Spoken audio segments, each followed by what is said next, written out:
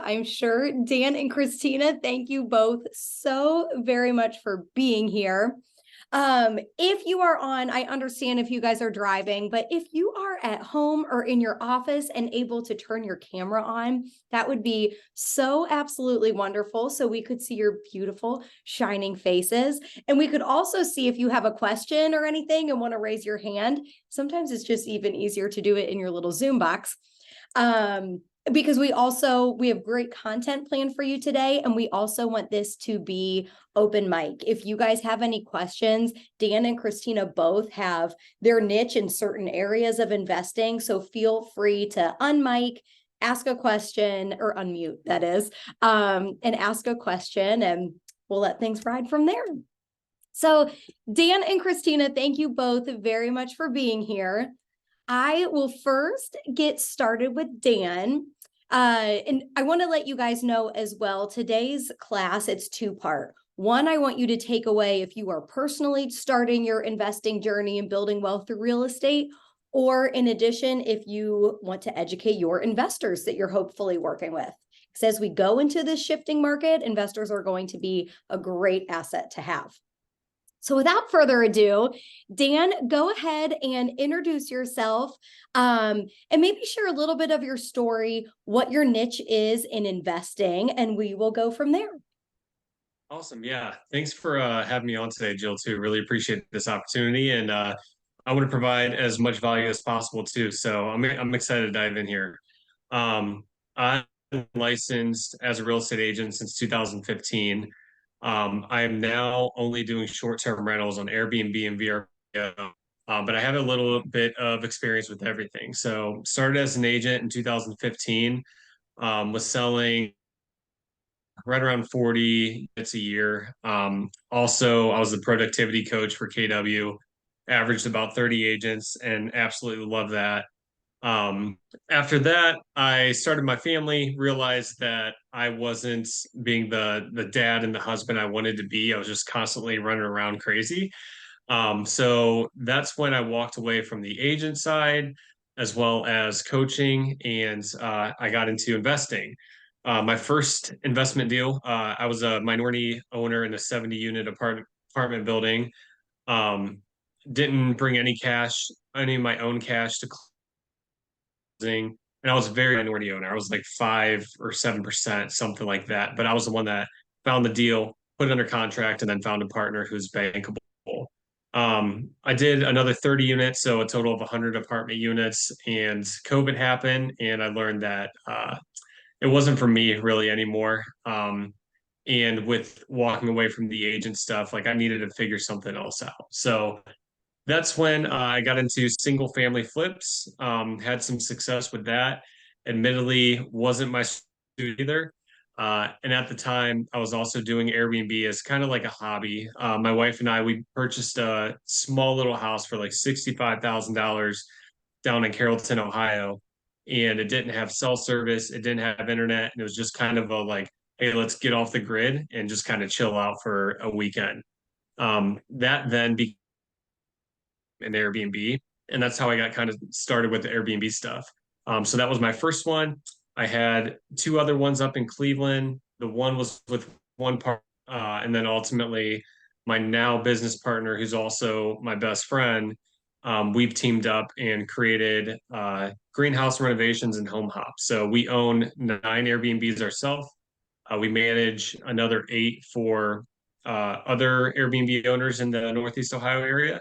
And then we also just launched a fund, which will allow us to buy another 15 to 20 or so. Wow. So would you say your real estate business is primarily short-term rentals now only? Yeah, that's all we do now. Like I'll occasionally do some other stuff, but it's primarily like, yeah, all short-term rentals now.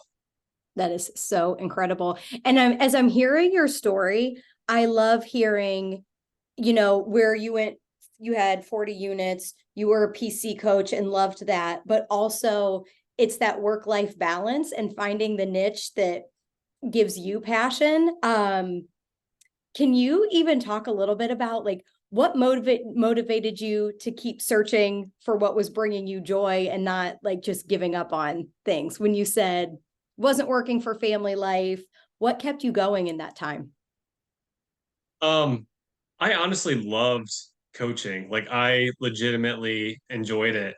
So that was tougher for me to walk away than the agent stuff.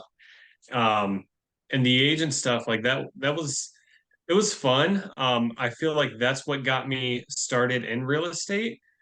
And I really did enjoy it for a while. And then it just I was just running around crazy. Like there was one point in time I was sitting on the couch writing up an offer, and this is after working all day, coaching all day, and then I would go run buyers, and then I'm sitting on the couch at like 8 o'clock at night writing up an offer, and my daughter comes up to me wanting to play, and I'm like, "Hold on, give me 10 more minutes. I have to finish her." And then once I finished, I was like, "What am I doing?" Like I felt like I was that dad in the movie saying like, "Oh yeah, give me," and misses his kids' birthdays and all this stuff, and like at that point. I didn't go to one of my daughter's ballet classes, which now looking back is just like kind of mind blowing because now I go to every single one. Um, and what kept me going was you mentioned life, like work-life balance. I don't think anybody can perfect that 100%, but I think it's just about being conscious about it. So, okay, I'm spending a lot of time at work and not enough time with family. Like, what do I need to adjust? And I'm really fortunate to have a great business partner. So I just had that conversation with him, like, hey, this week, 5 o'clock, I'm done. Like, I need to spend time with the family. We're going to start doing things, so on and so forth. And then come Monday, like it's a grind. Next week's a new week, and I might get up a little bit earlier to start a little bit earlier on work, which allows me to spend a little bit more time with family at the end of the day. Awesome. Thank you. I didn't mean to dive into that, but I just feel like on this call, I think I know it's about investing, but that's something that so many of us can relate to. So I wanted to dive in there. For sure. Well, Dan, let's talk about Airbnb for a little bit, and then we'll get to you, Christina. So I'm sure if you're not on the call, or if you haven't heard that Airbnb laws are changing, or short-term rental laws are changing, they are. How are you easing fears of Airbnb owners as city laws are ever changing? And is it causing you to do your business any differently because of it? A little bit. We like to diversify and not just put all of our eggs into one basket or like one area. So right now in Cleveland, they're kind of like there are regulations, but there's no like processes or like paperwork or permits to actually like go through. And nothing is enforced. So we're actually it's funny you mentioned that. I was talking to my partner today on this. We are in talks with one of Cleveland's city councilmen because we do believe in regulations. We believe like there is some sort of system and process, like permitting process that needs to go in place because it's hosts that don't care about their properties, and that's where neighbors start to get upset and Mm. trash not being taken out and just people being loud, and we don't want that either as hosts. It gives us all a bad name. So we're all for regulations, and we're working with that particular councilman to kind of help facilitate that and give our ideas. Um, and on top of that is, like I said, just diversifying into different areas. So we have a handful of rentals in Cleveland. We have a handful in Parma Heights. We really like Parma because they do have regulations and there's clear cut rules. So like, hey, you have to do this and you're good to go. And we're fine with all that. Um, and then we're just like, yeah, in different areas. So Parma Heights, Berea, Cleveland, University Heights. We're looking in Lakewood, Akron, all sorts of different areas. So like if we do have, let's say we had 20 Airbnbs in Parma, and then all of a sudden they say we're changing things up and we're banning Airbnbs, like that would leave us in a very tough spot. So just kind of spreading things out a little bit. Okay. So if I'm hearing you, it is still safe for an investor to purchase their first Airbnb. Like there's still money to be had. What advice would you give to an agent who's on the call who possibly wants to purchase their first Airbnb, or they're working with an investor who does? what's the best way? Like, what things should they be looking for? Are there any areas in particular that are the best? Like, what would be their safest first Airbnb purchase or short-term rental purchase? Um, Safe is kind of a scary word. I mean, there's definitely risk with everything. Um, but I would say like if you can buy a house, the biggest thing is like if you're coming to Cleveland, would you want to stay in that area or that neighborhood? So the first question I would ask yourself. Second is you want to have at least 3 bedrooms. There's a lot of competition with 1 bedroom, 2 bedroom. So at least 3 bedrooms, and preferably four. Like if you can get a 4 bedroom or even just like a 3 bedroom that can sleep at least eight, that's huge. Second thing to consider is you don't want to be far from downtown. So a lot of our properties, even like Gordon Square, Ohio City, Tremont, we love those little neighborhoods, but also some suburbs. So like Lakewood, Parma Heights. Those are, I would say, those are to me like good suburbs. Like I can go to those suburbs and walk around and I can feel okay. Like without getting too far into the nitty gritty. Like I feel okay like walking around at nighttime. Mhm. So that's the big thing too. And then after that, it's just there's a lot that goes into it as far as like decorating and pricing and just a lot of systems and processes. And I'm happy to always have that conversation with people too if they help. But those are the main things I would focus on. Do you think people put more money into renovations of an Airbnb or more money into furnishing the Airbnb? So you're kind of cutting out there. Oh, I'm sorry. It Mine might all. is too. I don't know if it's whose internet it is. Um, the question was, would you advise people to put, are they going to expect more money in renovations of the short-term rental or putting more money into furnishing the short-term rental? That is a great question. And that's honestly, if you're new, an even better way to start. And I'll give a quick story on this. So the answer is there's no right or wrong answer. Um, and a fantastic way to start, especially if you're limited on capital, is go and find a really good deal and the money will come. You can always partner with somebody on your first deal who has the capital, and now you guys can be 50-50 partners. So like the way I started is I went out on trash day and I knew in areas that I wanted to buy in when trash day was. Like if that Cleveland has a like a trash map where you can see the days that trash gets picked up. So I would drive around on trash day in neighborhoods that I was interested in buying in. And for every single house that didn't have a trash can out, I would write down their address and I would look the owner up and I would call them up and I would say, hey, I'm not sure if your house is vacant or what your plans are, but I want to call and see if you'd have any interest in selling the house. So with that route, you're hitting sellers before they hit the MLS. And that was my first Airbnb in Cleveland. That's how I got my first Airbnb. I called him up. He's like, yeah, I actually don't live there anymore. I live out of state. And yes, I'd sell it. I'm going to be in town in a couple of weeks if you want to meet. So met the seller over there. It was a distressed house. Um, I knew that if I found a good deal, I could find a partner. So I found the good deal. I found a JV partner and we went 50-50 on it. And the cool thing with if you negotiate the deal the right way, um, you can do a cash out refi. So this is called the Burr method. Buy, and Christina might get into this. I think she probably uses this more than I do now. But buy, rehab, rent, refinance, repeat. So once we went in, I think we bought it for like $60,000. We went in, we fixed it up, and once we were done fixing it up, it was worth maybe 180. So what happened is at that point we did a cash out refi. So I got, I think it was like 15 to 20 grand in my pocket, tax free because it's tax proceeds instead of capital gain.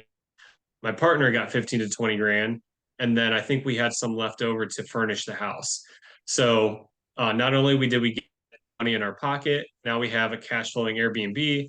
And then whenever that time comes to sell, we can sell, which we ultimately did, I think about a year or so ago now. So I know that was kind of long-winded, but there's a lot of different routes you can go if you have capital, if you don't have capital. And then to furnish the house, to do it the right way, a three-bedroom, like 1,600 square foot house. Again, doing it the right way is going to cost around like 17 to 20 grand. Okay. Where have you noticed, where can you cut corners and where should you spend money on furnishings? So our interior designer, she does a lot of thrifting. So she'll go to a lot of thrift stores. But honestly, like people hear that 17 to 20 grand in furnishings. I wouldn't cut corners on furnishing. We did that in the beginning and we got like cheap couches, like the click fold down futon mattresses, just like, cheap furniture, and it just breaks very quickly. So like within 1 to 2 months, you're replacing furniture and it turns into a headache. And then you have people there that can't use the couch and it's just a nightmare. So what I would recommend is opening up a business credit card and put all of your furniture on credit card. And with that, you're going to get your credit card points. And then also, as your revenue comes in from Airbnb, use all of that to pay off your credit card. And then once that's gone, like you're all set. That's a great idea. Does that make sense? Yes, that absolutely does. Awesome. Um, and I might have asked this already in a way, but do you notice, is there a certain type of property that has the most success, whether it is single family, multifamily, apartment, condo? Is there any certain type of property that's given you more success? We focus on single family homes. The way I look at it, we're about to manage our first multifamily, but we've tried to stay away from that just from stories from other hosts in the areas. But when you think about it, like when somebody books an Airbnb, they're booking it because they want a house to themselves, not something that's shared or somebody walking around upstairs. If they were interested in that, they'd probably do a hotel, which is probably even cheaper. So we focus on single families. That's what's been really profitable for us. But we are about to manage our first multifamily, which is a duplex. Okay. I wanted to ask that question because my little sister had a bachelorette party this summer in Nashville and it was a duplex and she had like 20 girls. So she had 10 on each side. And I thought, huh, I never thought really of a multifamily, but I could see it working. Yes. Now, do you see any difference between, I heard you say you use both Airbnb and Vrbo platforms. Is there a difference? Do you get better return from one or the other? And then we'll get to you, Mark. Yeah, I would say like 90% of our bookings come through Airbnb, and then like another 10% or so are Vrbo. And it's also really weird. Like we have a house in Berea and it's probably more like 60-40 Airbnb Vrbo. For whatever reason, like Vrbo's really popular with Berea. And I don't know if that's because of the college and maybe Vrbo's popular in other states where our guests are coming from. But it's primarily Airbnb. Okay. Mark, what do you have? Yeah, I'm curious, Dan. So I've not done anything in the short-term space. I've done a fair amount in the long-term space. And so I'm familiar with the numbers, kind of like how I would underwrite a property or kind of cash on cash expectations. But short-term is an entirely different business model with different expenses and different outlay. I'm curious just if you have a quick and dirty number that you look for to see if a property is worth evaluating, like how you analyze the viability of a property from a number standpoint. Yeah, so we kind of just know now, like with having property in the area. But I would say like if you do things the right way, so you have a house that like the furnishings look good, the remodel finishes look good, like nice kitchen, nice living room, nice bathrooms, and it's in one of those areas I mentioned earlier, and it's a three bed, let's say can sleep at least 7, 8 people, you're gonna be around like grossing 60 grand a year in rental income. And then from there, you're just gonna back out like your PITI maintenance, but you're probably going to be around like a 20 to 24 grand net on that.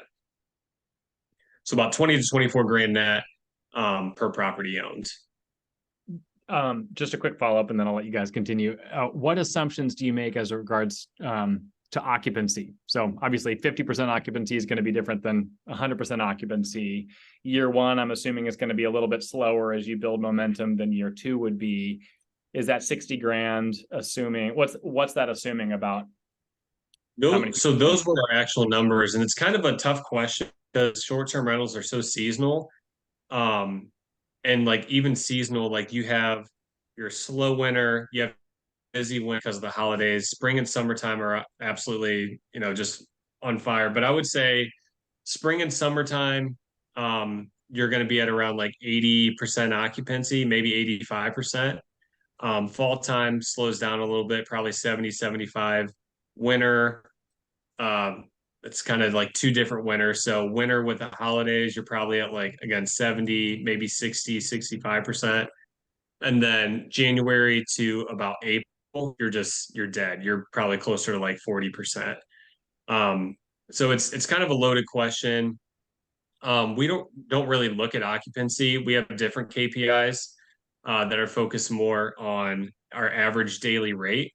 So our average daily rate for nights that are booked, and then something else called RevPAR. But that's again a short answer to your question. Is Helpful. It's very, very seasonal. Understood. I appreciate it. Thank you. Yeah. Thank you for the question, Mark. One more question, and I might get back to some others, but one last thing I wanted to ask you is, it is still a seller's market in real estate. And I hear a lot of people saying, if you're looking for business, get your investors to sell right now. If you have a client considering selling, when would you recommend to keep holding their Airbnb, and when would you recommend for them to sell in this current market? That's a great question because I haven't even thought about selling. The way I think about it is I want to hold everything as long as I can. Because just look at the appreciation. So like agents, look at if you know anybody that bought a house, let's say 5-10 years ago, and look at what their house is worth today. When you multiply that by so we have 9 properties plus our funds, we'll be getting another 15 to 20. Like, think about how much each property is appreciating over just like the span of the last 5 years. So like we don't specifically have any interest in selling anytime soon. Christina might be able to give a better answer on that. But I would also say it's best to sell when the market's hot, and it's best to buy when the market's slow and there's fear. For sure. Thank you so much, Dan. Yeah, did anybody have any other specific questions for Dan before we move over to Christina and hear a little bit from her? Okay, we might get back to you, Dan. So Christina, go ahead and unmute yourself. Welcome. Thank you so much for being here today. Could you just introduce yourself, explain what your niche in the investing world is, and share a little bit of your story? Yeah, absolutely. Thank you so much for having me on. I'm Christina Walbolt, and I am a real estate investment coach. I am a realtor, obviously, and I'm an investor myself. So I started in the business shortly after Dan in 2016, and I actually kind of similar to Dan's story. So the whole reason that I got started in investing is because I worked a corporate job, worked the same corporate job for like 10, 11 years. And at that time I had a 1-year-old at home, and I would go to work. I drop her off at daycare, go to work, come, pick her up, come home, cook dinner, give her a bath, send her to bed. Never got to spend time with her. And I just kept telling myself every single day, I'm like, there's got to be more to life than this, right? Like, I had a nice job and everything. I never graduated from college, and I went to school for 3 years, couldn't figure out what I wanted to do, and finally just quit. And I started this corporate job and worked there ever since. And, I come from a family that, you go to high school, you go to college, you get a job, and you work the rest of your life. And I just had a different mindset. It wasn't me. That's not what I wanted to do. And so I had a friend from high school that had made a post on Facebook asking if anybody wanted a work from home job. And I was like, oh, I could make a little extra money. So I started doing it. And little did I know that it was literally handwriting letters to homeowners asking if they wanted to sell their house. And so that's what I started doing. And I would go in every week and, collect my couple $100 that I made for writing out these letters. And then one day I saw a check on his desk for over $10,000. And I was like, that's the kind of money I want to make. Like, how do I do that? So we started talking, and so I actually put in my 2 weeks at my corporate job, jumped all in, went and took my realtor courses. And I did try the traditional route for a little while, and kind of the same as Dan, like I was not a fan of running buyers. It just wasn't my thing. I loved working with buyers, but the amount of time that I spent, I might as well have just worked my corporate job, right? So I got really started in the investment world. I found a niche working with investor buyers, and I loved it. I loved what I did. It was kind of no BS. There's no emotional attachment when you work with investment buyers. So it's either the numbers work or they don't. And it's that simple. So I started working with them. And then what I found was I loved in the investing world. And so I started investing myself, and I invested for a few years before I started coaching. I've been coaching for about 4 years now.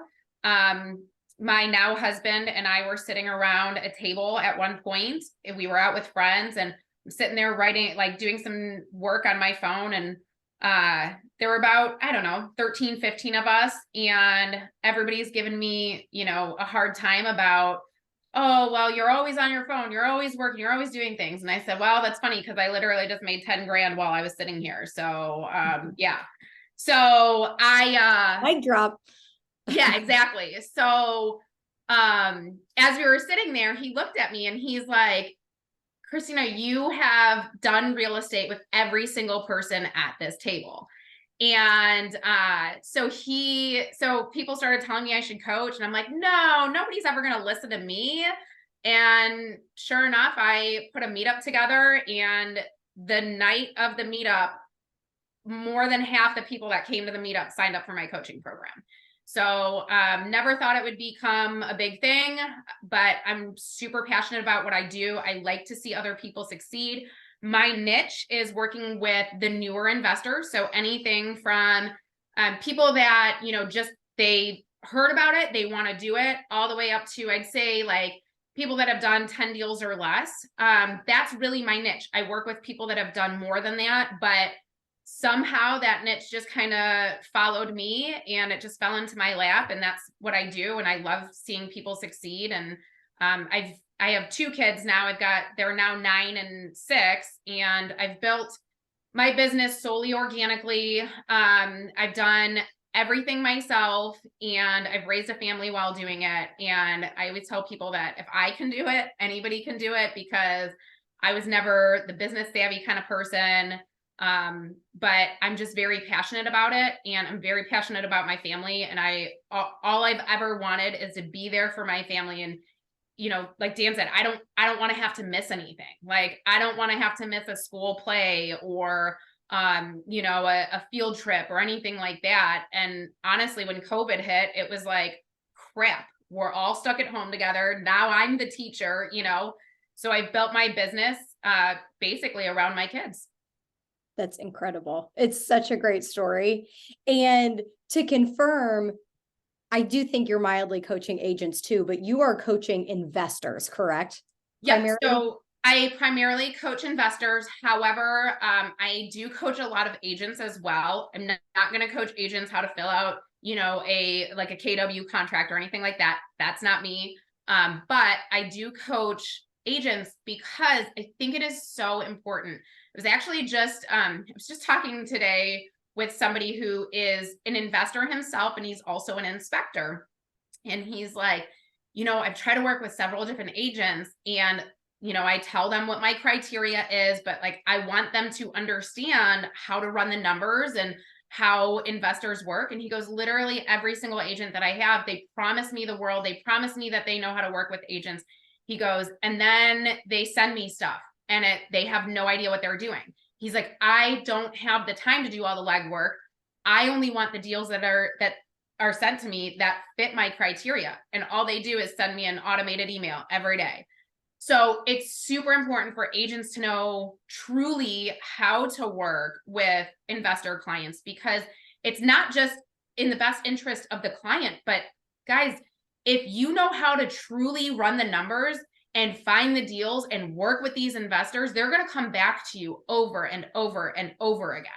And that's what's so important about it.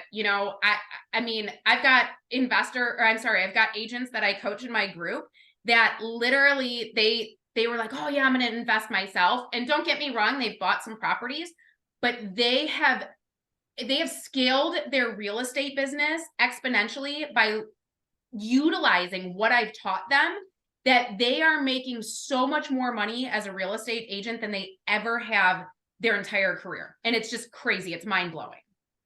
That's amazing.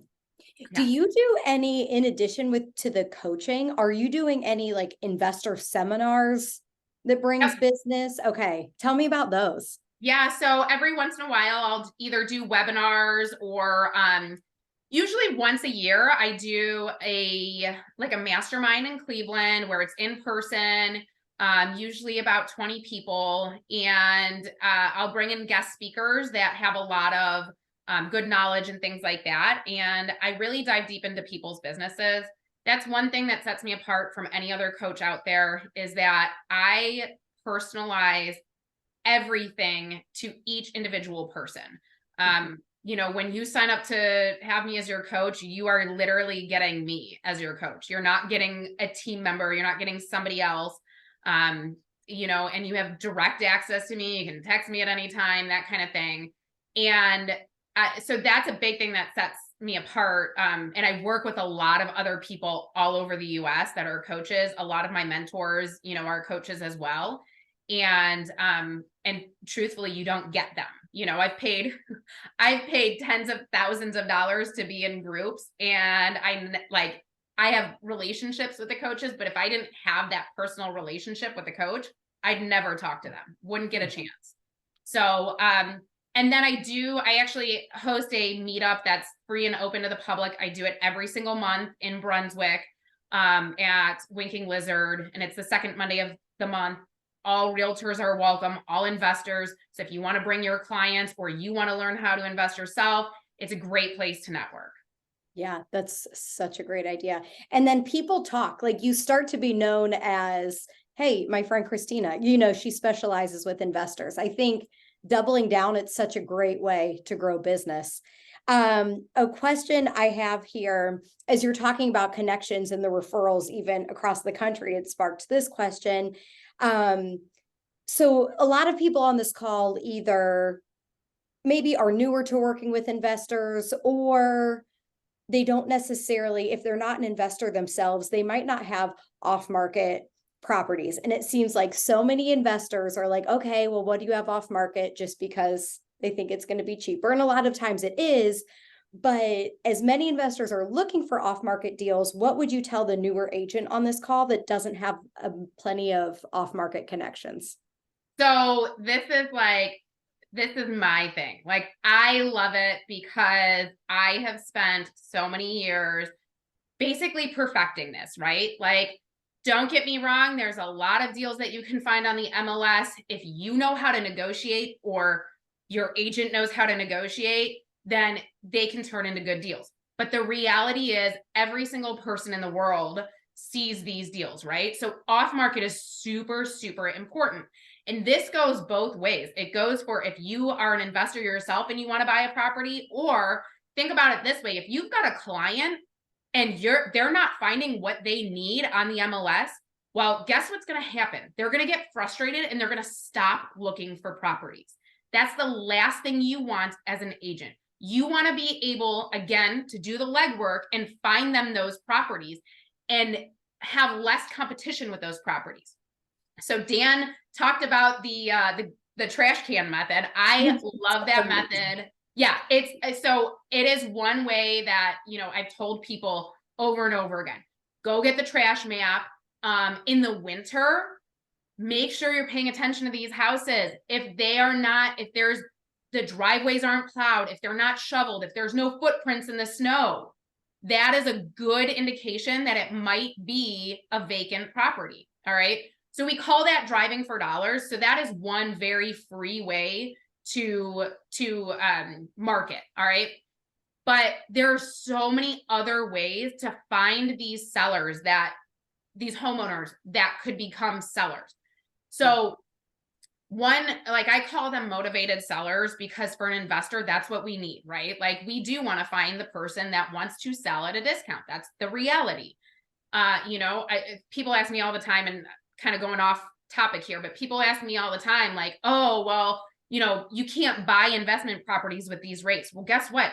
You marry the property, you don't marry the rate, right? Like I would rather pay a normal price for a property and have a higher interest rate. And once the interest rates drop, I can go and refinance.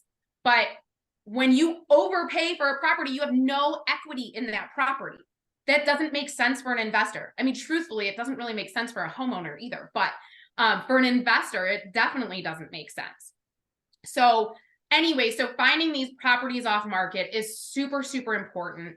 And again, it goes for both ways, whether you are an investor yourself or you're finding them for your clients and you're bringing the deal to them, right?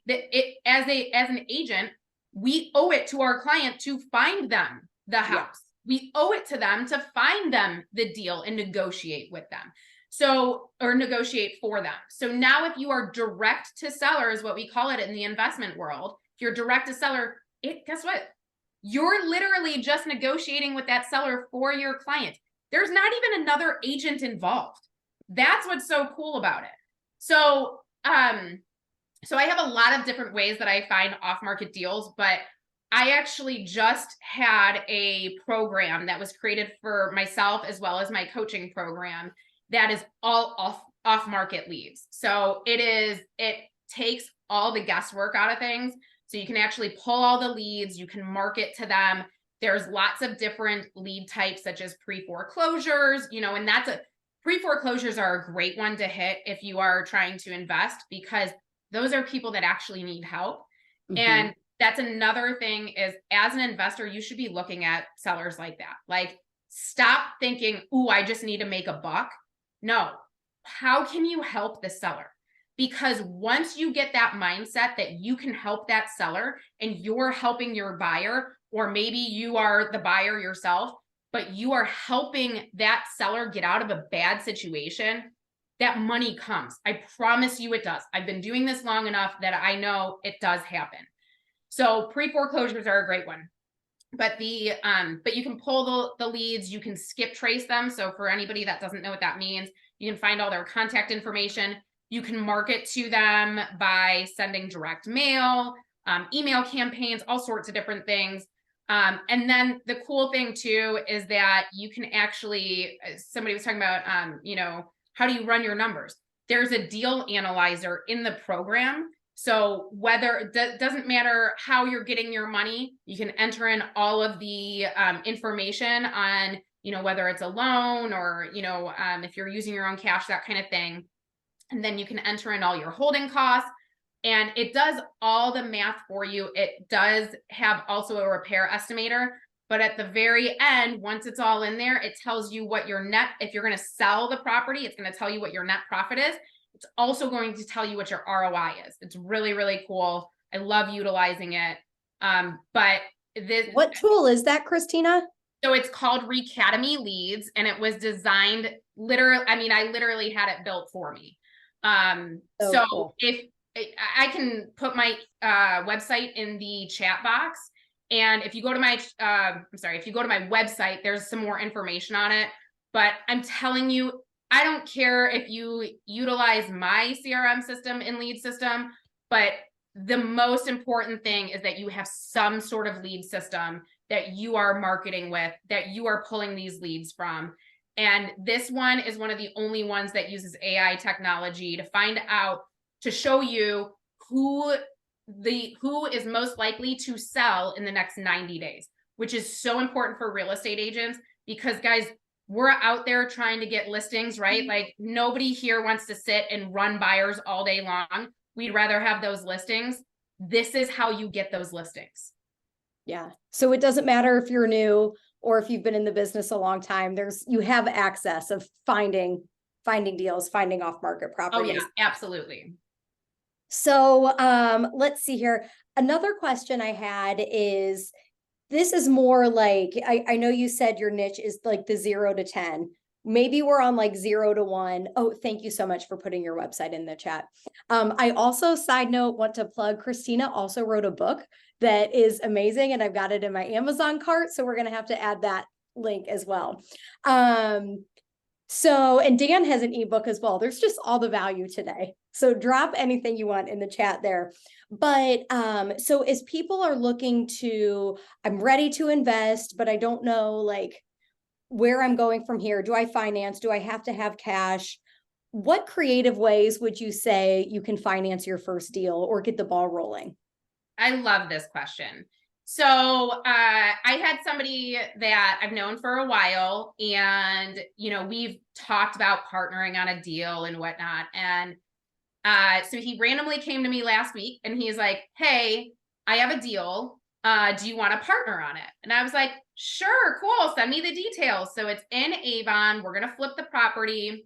And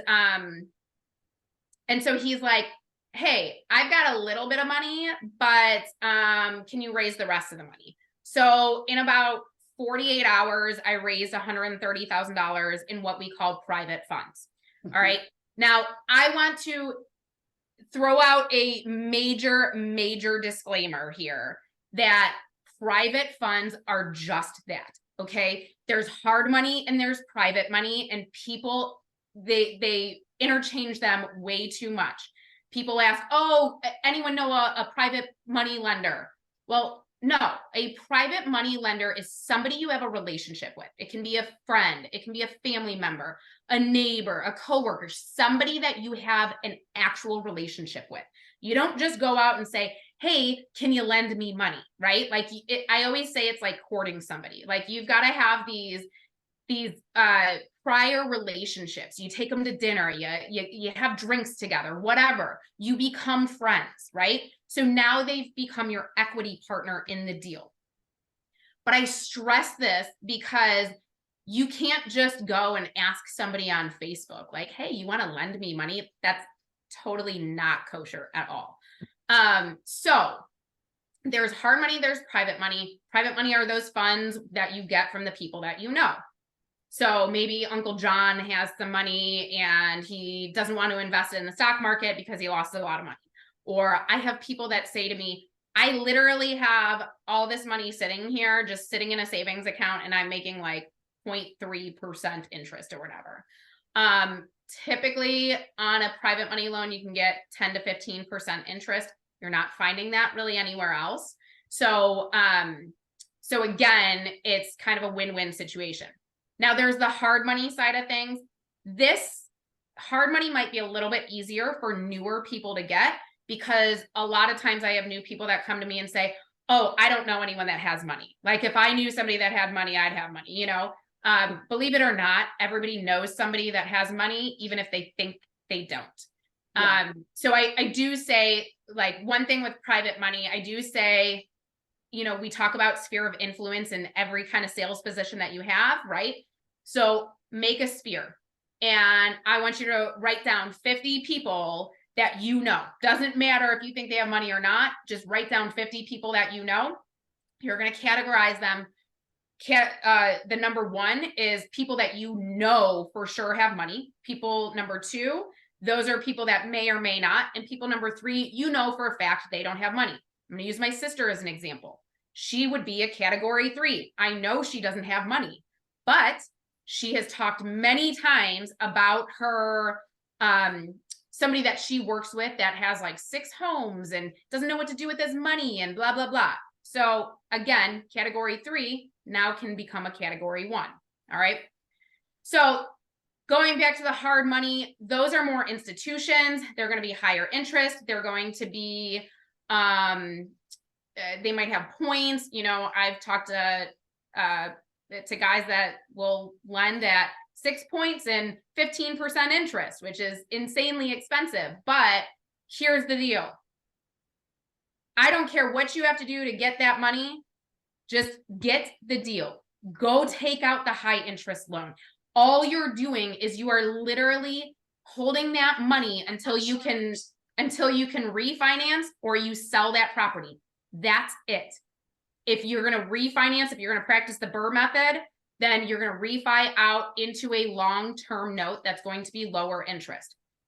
Again, if you sit here and say, oh, I'm not borrowing that money, that's too expensive, you're probably never going to invest in real estate. And I say that, and I don't mean to sound mean, but I see it all the time. People that say, I'm never paying that much. Well, you know what? 5 years later, there they still are. Never invested in real estate, but talk about it.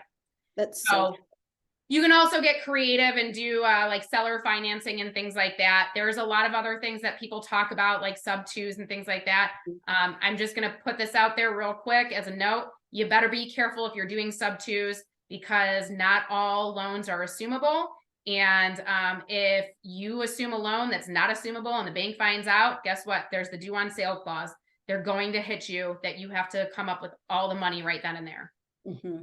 Absolutely.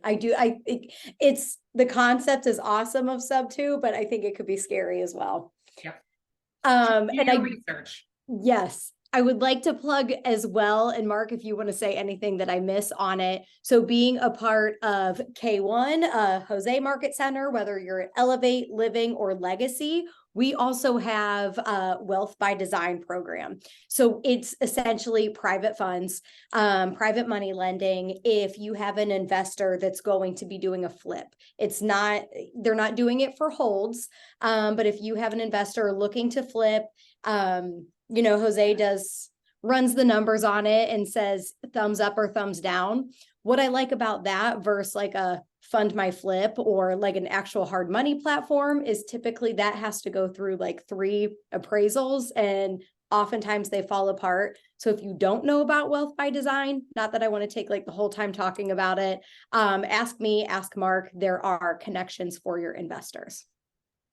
Just one quick addition to it is you can invest as a lender with Wealth by Design for a minimum buy-in of 10 grand.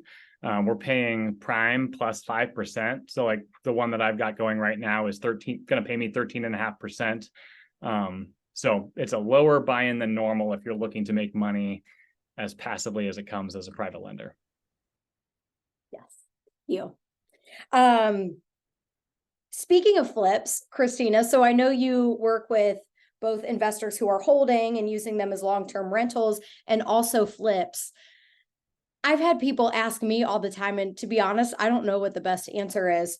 What is like a good return on a flip, and how much are investors, like what's a good rule of thumb of what they want to make on a flipped property? So that's a very good question. You know, it's kind of the same as asking, oh, what do you want your cash flow to be for rentals? Mm-hmm. I have my numbers for what I want, and there's going to always be somebody that has a totally different number, right? So, you know, for my rentals, as long as I am making at least $250 a door, I will consider the deal, right? But I have a lot of people that say, oh, I'm not touching it for less than $500 a door. I have people that'll do it for $100 because they want the learning experience. Same kind of thing with the flips, right? So if I know that I'm going to make 15, 20 grand on a flip, and that's splitting if I've got a partner on it. So if let's just say it's 30 to 40 grand and then we split it, I'm okay with that. Mm-hmm. As long as it's a smaller flip. If it's a larger flip, 15 to 20 grand that I'm bringing home is not enough for me. But if it's a smaller flip, I know I can get it done in about a month or two, then yes, I'll take 15, 20 grand all day. So it really depends on what you want. And it depends on how much you're going to do too, right? So, you know, if flipping's going to be your primary business and that's all you're going to do, well, then either you need to do a lot of $15,000 to $20,000 flips, or you do a few of the bigger ones, you know, the $50,000 to $100,000 flips. It's really how much do you need to make on it? If it's going to net all in all 10 grand or less, or to be honest, even if it's going to net 15 grand or less, I'm not doing it. And again, let me clarify that 15 grand total. So if I'm working with my partner and it's only 15 grand that the two of us are going to make together and split that, it's not worth it to me. That is too much of a risk. If I'm doing the flip myself and I know I'm going to net 20 grand, I'll do it. But if 15 there's too much room for error there. You know, here's the thing. If you hold your property for longer than expected, that can eat away at a lot of your profit. So that's where it's a personal preference. I've got people that say, I'm not doing a flip unless I'm making 50 grand. Yeah. So personal preference, but the lower you go, the more risk there is. So I would just be careful with that for sure. That makes perfect sense. I have another question, and this could be for either one of you. Has anybody touched on, whether it's for yourself or an investor you're working with, the midterm market rental, like for the traveling nurses, et cetera? Would either of you have anything to say on that? Would you give thumbs up, thumbs down, thoughts? We're not just short-term rentals, we're midterm rentals, and the way we structure our calendar is like the further out the vacancy is, or the further out you want to book, we have a higher net minimum because we do want to hit those short-term or those midterm rentals. We also, like, around this time of the year, like I would say like now through April, it tends to slow down a little bit outside of the holidays. So we do some midterm rentals, like 3-4 months rentals. We actually did one in Strongsville. I think we were getting like $6 grand a month for a 2-bedroom in Strongsville, but it's just because it's so difficult to find a furnished rental, something that's ready to go, temporary. You don't want to stay in a hotel. So we do allow that, but overall short term is more profitable for us. Okay. That's almost what I was leaning towards, like, which is the better avenue, which is going to give you a better return.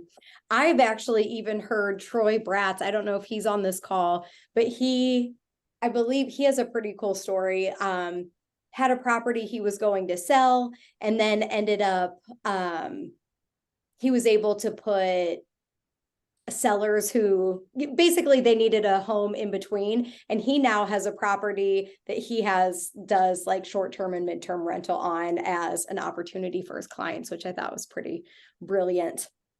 Okay, so I want to open up the floor to anybody on the call. Is there anything we didn't cover, whether it's between midterm, short-term, long-term rentals, flips, that would help you or an investor that Christina or Dan could answer?